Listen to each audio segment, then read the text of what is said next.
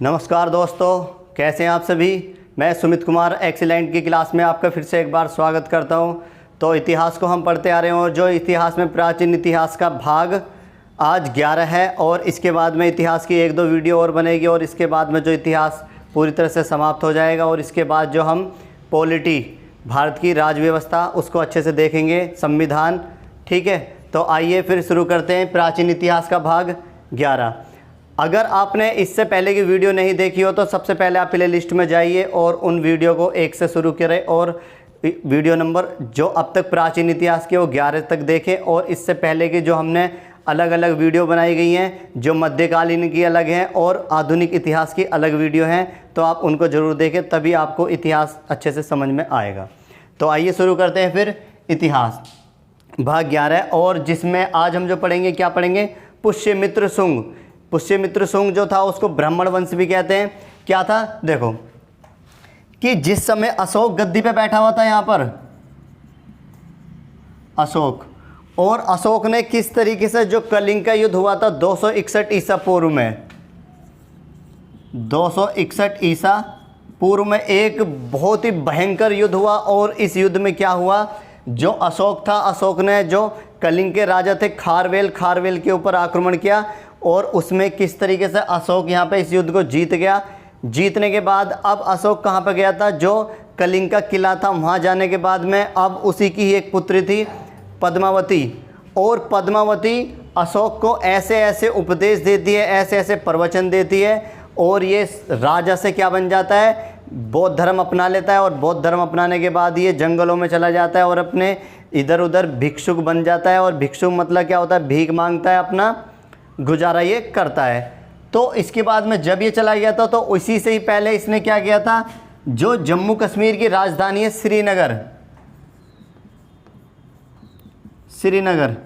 श्रीनगर को अशोक ने ही बसाया था। और एक झील का निर्माण किया था इसने, सुदर्शन झील का निर्माण भी अशोक ने किया था।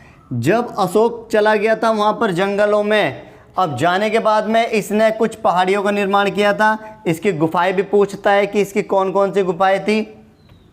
तो इसकी जो गुफाएं थी, सबसे पहले एक छोटी सी ट्रिक है गुफा याद करने के लिए, सोचो बराबर कवि के, सोचो बराबर कवि के, मतलब जो इसकी 12 बर पहाड़ियां हैं, 12 बर पहाड़ियां, 12 बर का मतलब है इसकी जो पहाड़ियां थी वो थी 12 बर पहाड़ी। और इस 12 बर पहाड़ी में क्या थी, गुफा में, इस गुफा में ये 4 गुफा थी।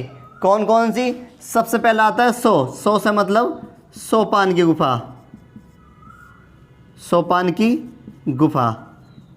दूसरा आता है चो मतलब चौपाल की गुफा, चौपाल की गुफा। और फिर आता है कै मतलब कर्ण या कर्ज की गुफा। और वैसा आता है वी से विश्व की झोपड़ी, विश्व की झोपड़ी। तो ये जो 4 गुफाएं थी, सोपानी गुफा, चौपाल की गुफा और कर्ण की गुफा, विश्व की गुफा, ये चारों गुफाएं किसके अंदर थी, जो 12 बार की पहाड़ियाँ थी उसके अंदर ये चारों गुफाएं थी।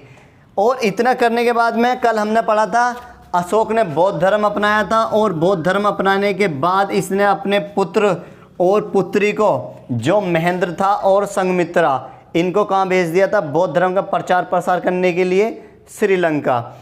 और लगभग इसने 84,000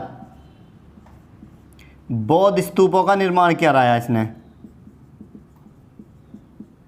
84,000 बौद्ध स्तूपों का निर्माण कराया, लेकिन दिखते हैं आपको कहीं, नहीं दिखते, क्योंकि इसके बाद जो एक शासक आएगा पुष्यमित्र शुंग, और वो इन 84,000 स्तूपों को तुड़वाएगा। तो क्या हुआ, जब इसने 84,000 स्तूपों का निर्माण करवाया, लेकिन इसने, आपने देखा होगा, एक स्तंभ लेख और एक आता है शिलालेख। एक स्तंभ लेख आता है और एक आता है शिलालेख। ये क्या थे, इसने 7 तो लिखवाए थे स्तंभ लेख, और जो शिलालेख थे ये 14 शिलालेख लिखवाए थे इसने। क्या था, स्तंभ लेख और शिलालेख तो अगर हम देखें इस तरीके से एक कॉलम टाइप की एक मतलब पत्थर होता है, पत्थर को काट के और ये क्या बन गया, एक स्तंभ बन गया, और इस पर कुछ चीज़ लिखवाई जाए तो वो क्या बन गया, लेख। इसका नाम क्या दे दिया, स्तंभ का स्तंभ लेख, इसलिए इसका नाम स्तंभ लेख है। और दूसरा आता है शिलालेख। शिलालेख का ही हम अगर मतलब देखें तो शिला का मतलब क्या होता है, एक गोल बिल्कुल पत्थर काट के और इस पे ये क्या बन गई, एक शिला बन गई। अब इसी शिला पे क्या लिखवा दिया, कुछ लिखवा दिया तो ये क्या बन गया, शिलालेख। और इन पे स्तंभ लेख और शिलालेखों पे क्या था, जो बौद्ध धर्म का जो प्रचार प्रसार या बौद्ध धर्म के बारे में जानकारी मिलती है वो इन्हीं पे लिखा जाता है। अब एक नाम और आ जाता है अभिलेख।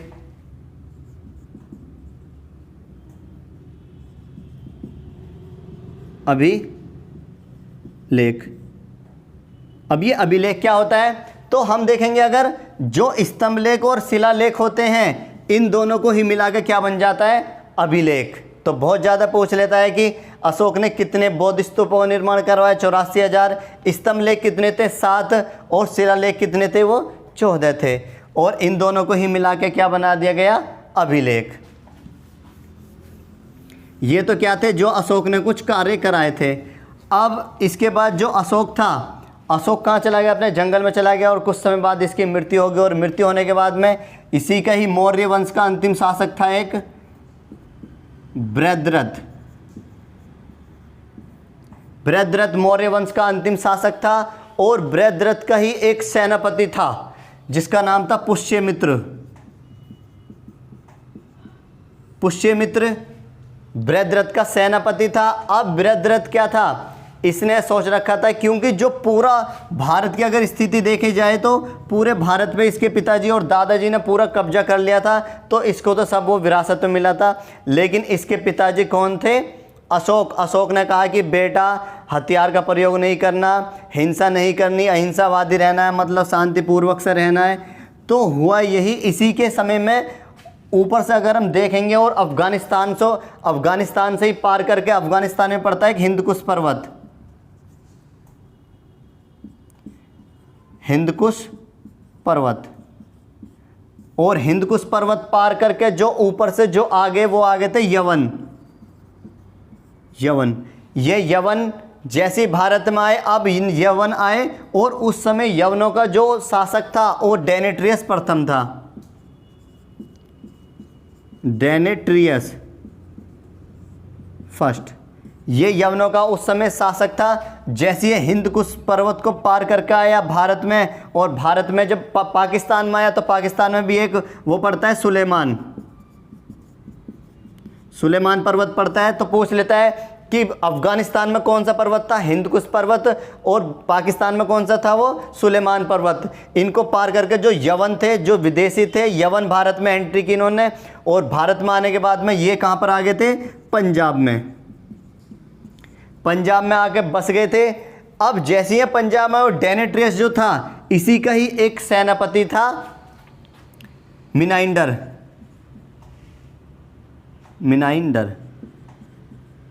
मिनाइंडर इसका एक सेनापति था। अब मिनाइंडर क्या, ये जो इसने अपनी राजधानी किसको बना लिया, गुजरात को। गुजरात को अपनी राजधानी बना लिया मिनाइंडर ने। तो जब ये डेमेट्रियस ने भारत पर आक्रमण करने के लिए मिनाइंडर को भेजा पंजाब से, अब जैसे ये चला और चलने के बाद में अब जो पुष्यमित्र शुंग था, पुष्यमित्र शुंग बोलता है बृहद्रथ से कि महाराज हथियार उठा लो, कि मिनाइंडर ने क्या कर दिया, भारत पर आक्रमण कर दिया और ये हथियार उठाने ही पड़ेंगे। तो अब हुआ क्या, इसने कहा बृहद्रथ ने कि नहीं, पिताजी मना करके गए हैं कि हथियार नहीं उठाने बिल्कुल। तो इसको देखते हुए पुष्यमित्र शुंग को गुस्सा आया और इसने कहा कि अगर इसने हथियार नहीं उठाए तो भारत पर विदेशी शक्तियों का कब्जा हो जाएगा।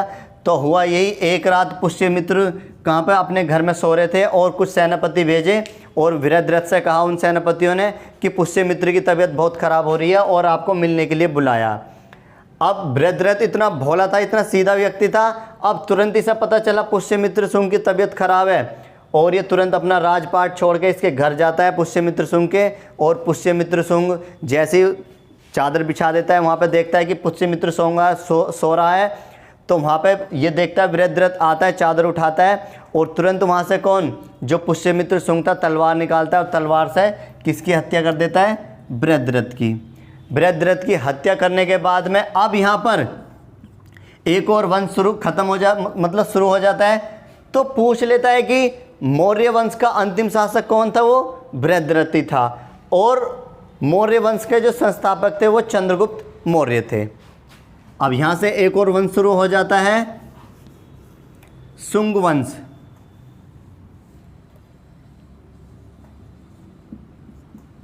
शुंग वंश। शुंग वंश के संस्थापक कौन थे, वो पुष्यमित्र शुंग, और शुंग वंश को ही दूसरा नाम दे दिया गया ब्राह्मण वंश। ब्राह्मण वंश क्यों? जो पुष्यमित्र शुंग था ये एक ब्राह्मण था। तो जिस समय पुष्यमित्र शुंग गद्दी पे बैठा उस समय क्या था, भारत की जो देखी जाए स्थिति, तो यहाँ पे दो ही प्रकार के लोग थे, एक तो बौद्ध धर्म और दूसरे जैन धर्म। बिल्कुल भारत में उस समय हिंदू धर्म बिल्कुल ख़त्म ही था, बिल्कुल अंत था, क्योंकि यहाँ जो भी देखें वो क्या, या तो बौद्ध धर्म अपनाने पे लगे थे या फिर जैन धर्म अपनाने पे लगे थे। लेकिन जैसे पुष्यमित्र शुंग आया और इसने क्या, शुंग वंश की स्थापना की, और करने के बाद में अब इसने सबसे पहले क्या किया, जो अशोक के 84,000 बौद्ध स्तूप थे उन बौद्ध स्तूपों को इसने तुड़वाया, और तुड़वाने के बाद में एक और नया स्तूप बनवाया, भरहुत का स्तूप। भरहुत का स्तूप। तो पूछ लेता है कि अशोक के 84,000 स्तूपों को किसने तुड़वाया था, वो पुष्यमित्र शुंग ने तुड़वाया था। एक चीज़ और बता देता हूं मैं, जो अशोक था, अशोक के जितने भी अभिलेख या शिलालेख लिखे गए थे वो ब्राह्मी लिपि में लिखे गए थे। ब्राह्मी लिपि में लिखे गए थे, और इसके बाद जो कुछ अभिलेख या शिलालेख लिखे गए थे वो पाली भाषा में लिखे गए थे। पाली, और पाली के बाद जो भाषा प्रयोग की गई थी वो प्राकृत की गई थी। प्राकृत। तो क्या था, एक अंग्रेज था जेम्स प्रिंसेप।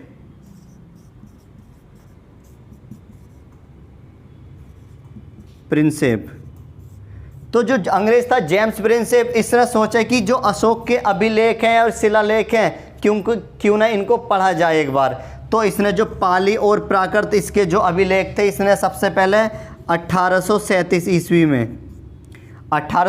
ईस्वी में अशोक के जो अभिलेख और शिलालेख थे वो जेम्स प्रिंसेप ने ये पढ़े, और पढ़ने के बाद में इसको देखा कि क्या इसकी कहानी थी, और तब से पता चला कि हाँ भाई ये बौद्ध धर्म वाकई में ही था। और कल हमने देखा था जो अशोक ने क्या किया था, वो अपने इसने जो इसके अभिलेख थे, एक तो दिल्ली मतलब टोपरा, मेरठ से दिल्ली, इसके कुछ अभिलेख थे। जो कौन था, जो फिरोज शाह तुगलक था, इसका पहला अभिलेख मेरठ से कहाँ पे लेकर आया, वो दिल्ली लेकर आया। एक इसका एक और अभिलेख था कौशाम्बी अभिलेख,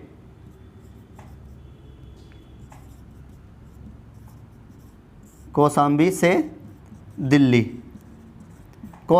दिल्ली। जो जहांगीर था, अकबर के कहने पर कौशाम्बी अभिलेख को दिल्ली से लाया था जहांगीर। ठीक है, ये किसके थे, कल हमने देख लिए थे इसके अभिलेख भी जो थे, जो भी एक टोपरा अभिलेख भी था इसका, जो उसको भी कौन लाया था, वो जो फिरोज शाह तुगलक था, तुगलक वंश का, वही लाया था इसको। अब जब यहाँ पर पुष्यमित्र शुंग बैठा तो इसने 84,000 स्तूपों को तुड़वाया, और तुड़वाने के बाद में एक जो 84,000 थे स्तूप, इनको तुड़वाया। तुड़वाने के बाद में भरहुत का स्तूप का क्या करवाया इसने, स्तूप का निर्माण करवाया इसने। तो क्या था कि ये लोगों को समझाता था, बताता है कि जैन धर्म और बौद्ध धर्म नहीं मत अपनाओ तुम, आप क्या अपनाओ, हिंदू धर्म अपनाओ। तो इसने क्या करा, जो अशोक के 84,000 स्तूप थे ये, तो इसने क्या करा, इनको तुड़वाया, और तुड़वाने के बाद में कि लोग बौद्ध धर्म को कम से कम अपनाए। लेकिन कुछ समय बाद इसके दिमाग में आया कि इस तरीके से लोग बिल्कुल भी क्या बौद्ध धर्म नहीं छोड़ रहे हैं। तो इसने क्या करा फिर कि जैसा तुम्हें करना है, जिस तरीके से तुम्हें रहना है, ऐसे ही रह लो। होता है ना कि जब नरेंद्र मोदी जी प्रधानमंत्री बने तो उन्होंने कुछ लोगों के लिए सोचा, लेकिन धीरे धीरे उन्हें आदत पड़ गई और उन्होंने पूरे भारत के लिए सोचा कि हाँ भाई सभी लोग मेरे लिए समान हैं। तो स्टार्टिंग में क्या थे, इसके लिए सिर्फ पुष्यमित्र शुंग के लिए सिर्फ ब्राह्मण लोग ठीक थे, लेकिन बाद में इसने बौद्ध धर्म भी उसमें ठीक लगे थे इसको। तो अब क्या हुआ, इसने तो इसी के ही समय में एक नागसेन इसका ही एक सेनापति था या इसके सैन्य दरबार में था। तो क्या हुआ, जब मिनाइंडर ने भारत पर आक्रमण किया, मैंने बताया जो बृहद्रथ था, तो बृहद्रथ ने मना कर दिया था हथियार उठाने के लिए।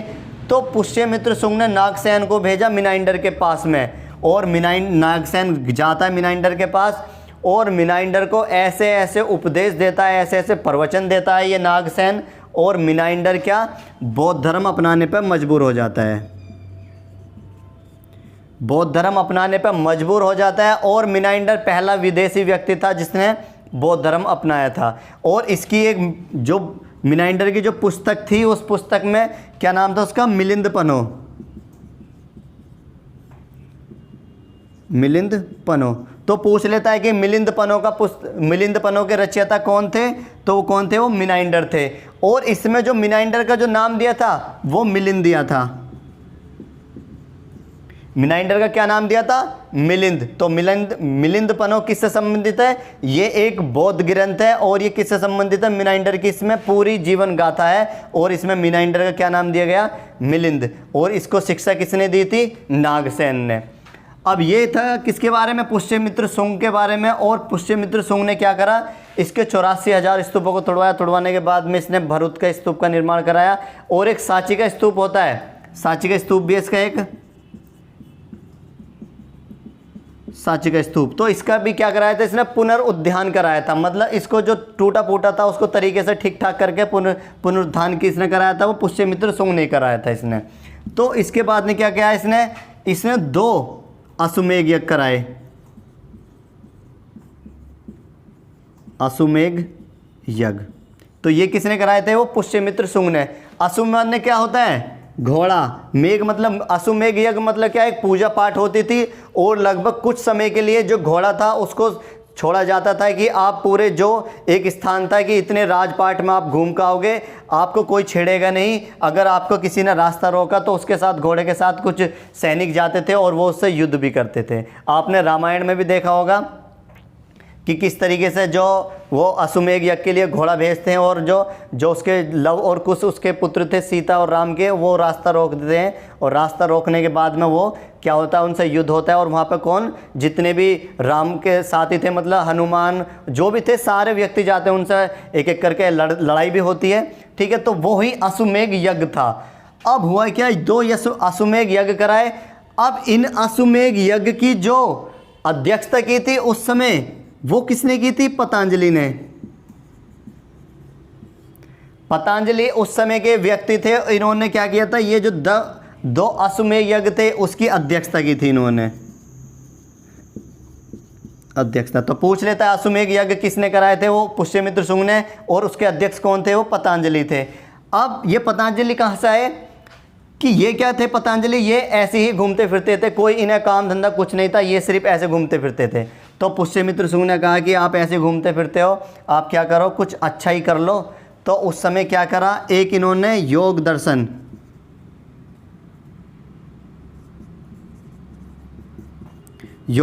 एक पुस्तक थी, उसका क्या करा इन्होंने, योग दर्शन के रचयिता कौन है, वो पतंजलि हैं। तो यहाँ पे क्या हुआ, एक अगर हम पीछे की बात करें तो एक आता है नंदवंश। और नंदवंश के जो उस समय शासक थे वो महापद्मानंद।